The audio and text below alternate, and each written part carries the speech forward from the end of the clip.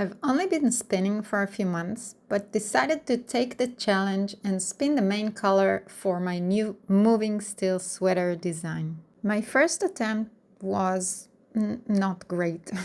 The fabric feels textured and stiff, and the yarn is dense and ropey. It's just not pleasant yarn to work with. For the second try, I blended a new batch, turned it into a roll leg, and lowered the speed of my spinning and plying to let the fibers relax. The yarn was very squashy indeed, but bloomed by 50% after washing, making it way too thick for my gauge.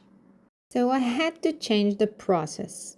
First, I carefully open up the fibers before I lay them on the blending board. Then I do a double pass technique. I blend my blues separately from my light colors, running each batch through the board twice. Then finally, I blend them all together. And instead of making a roll leg, I use a diz to pull the final blend off into a long continuous roving for the most aligned fiber prep.